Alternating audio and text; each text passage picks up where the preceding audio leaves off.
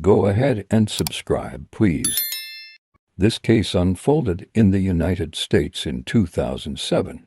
People often say that when you're homeless, the world stops noticing you. You blend into the background, becoming invisible and forgotten. But what happened to Aaron Taylor was impossible to ignore. His death shocked everyone who heard about it. Aaron Paul Taylor was born and raised in Bend, Oregon, growing up in a tight-knit family with 4 siblings.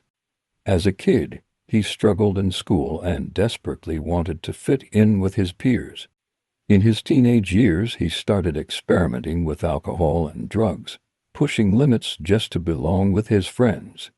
Those early bad decisions would cast a long shadow over the challenges he faced later in life. In his early 20s, Aaron survived a near-fatal motorcycle accident that left him severely injured.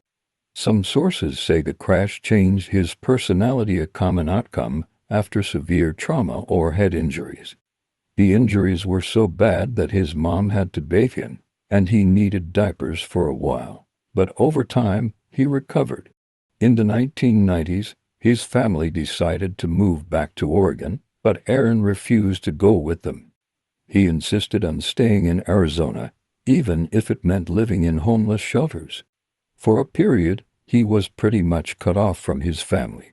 However, his grandparents begged him to come home, and he briefly reunited with his parents. With their encouragement, he enrolled to earn his GED at Grand Canyon University. His mom even gave him bus fare for classes, but Aaron never showed up. He vanished, and that was the last time his mother, Pat, ever saw her son. His parents searched everywhere. They even hired a private investigator, but Aaron was nowhere to be found. He was still alive, though he had simply chosen a different path. Aaron started living on the streets. Exactly why he left his family and embraced homelessness isn't clear. Online, some speculate he may have suffered terrible trauma in his youth, something he never told anyone, that drove him to run without looking back. After abandoning his family, Aaron drifted through Phoenix. At one point, he turned to crime. In the late 1990s, he was convicted of burglary and sentenced to about 7 years in prison. The exact details of the crime aren't available, but a 7-year sentence suggests it was serious. By 2007, however, the 36-year-old was out and living near Paradise Valley Mall. Importantly, Aaron seemed to have left crime behind. People who knew him in Phoenix described him as a kind-hearted guy. One mall worker said, "He was just a nice guy who hung around. He never bothered anyone." Many remembered him as a friendly, likable homeless man who had carved out a little spot for himself near the mall. He was often seen in his signature blue hoodie and baseball cap. He'd chat with employees during their breaks, passing the time in a way that many said brightened their day. A maintenance worker noted that Aaron would even pick up trash outside the store's wrappers, bottles, trying to keep the area clean.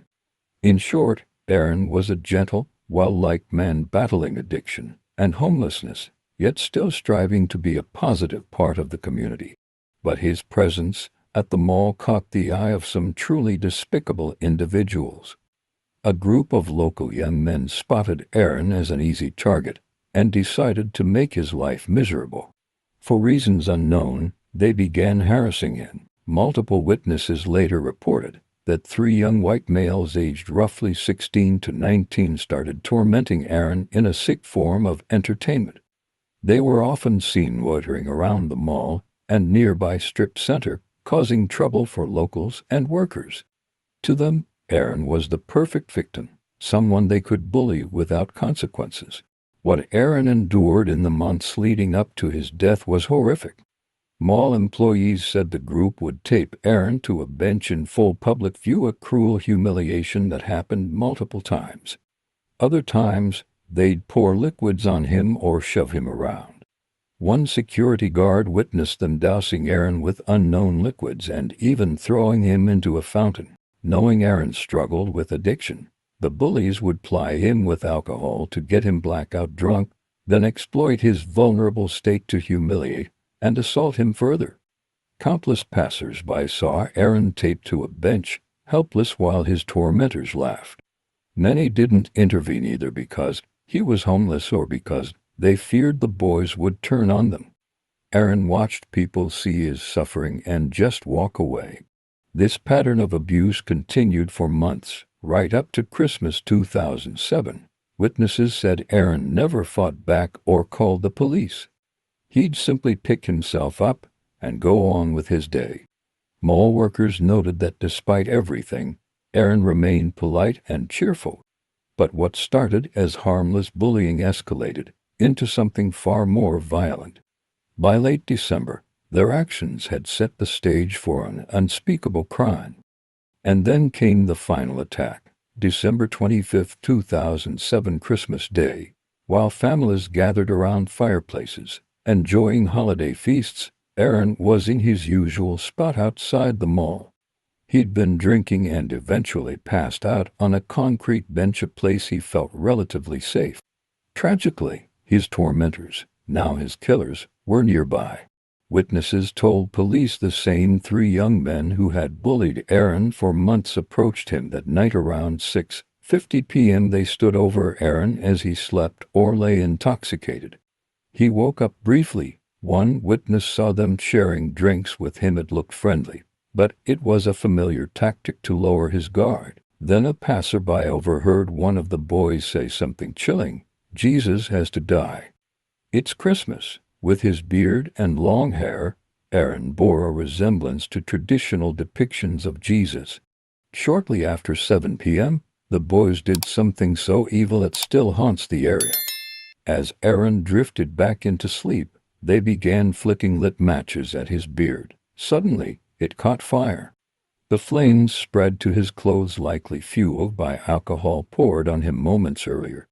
Within seconds, Aaron was engulfed. The three cowards fled.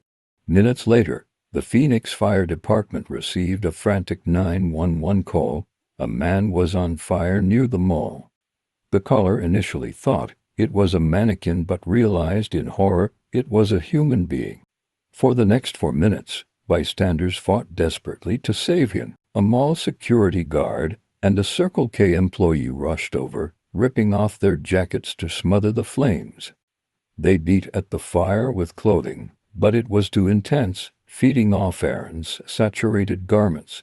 The heat forced them back. Their jackets weren't enough. Soon, a plume of black smoke rose, visible to shocked onlookers. Firefighters arrived quickly. They found Aaron still on the bench, upright and burning. They extinguished the flames immediately. Once out, first responders pulled Aaron's charred body to the ground and began CPR. His clothes were incinerated. His skin blackened. Despite their efforts, the burns were catastrophic. He was rushed to the hospital, but pronounced dead shortly after arrival on Christmas Day. The most gut-wrenching part, Aaron was alive when the fire started.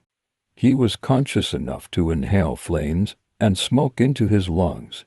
He burned to death, one of the most agonizing ways to die imaginable. After Aaron was taken to the hospital, the investigation began. Scattered at the scene, a whiskey bottle, snack wrappers, burned clothing fragments. Investigators collected them, hoping for fingerprints or DNA in case of foul play. But firefighting efforts had destroyed much of the evidence. Another major hurdle.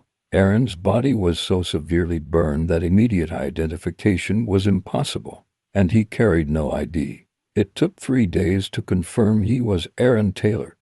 A local acquaintance came forward with his name and helped contact his family. His parents were devastated to learn their son had died so horribly. At first, authorities wondered if it was a tragic accident, but witnesses soon provided critical information. The next day, Phoenix police classified the death as suspicious. It was clear this was deliberate murder. Tragically, the fire and the water and foam used to extinguish it had washed away blood, DNA, and other physical evidence. Investigators uncovered the history of abuse from the same suspects. This wasn't random, it was a pattern of escalating torture. Within days, Phoenix police identified the three suspects. They were already known to local law enforcement. They were two brothers, aged 17 and 20, living with their mother in an apartment near the mall, along with their 24-year-old friend. When questioned, the suspects denied everything.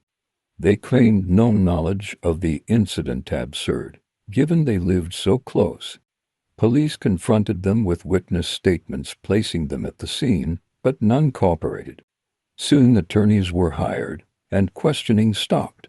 Mall security footage showed nothing. The attack occurred in a dark, secluded corner outside camera range. Police had no confession, no video, no forensics, only witness testimony. But even some key witnesses, local teens, hesitated to get involved.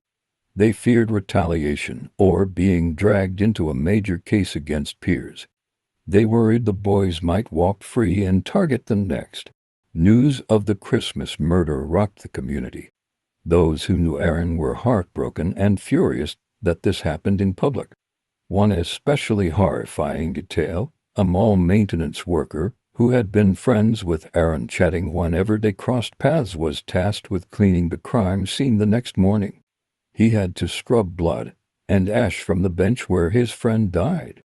The trauma was so overwhelming that he quit his job immediately, unable to return to the site of such violence.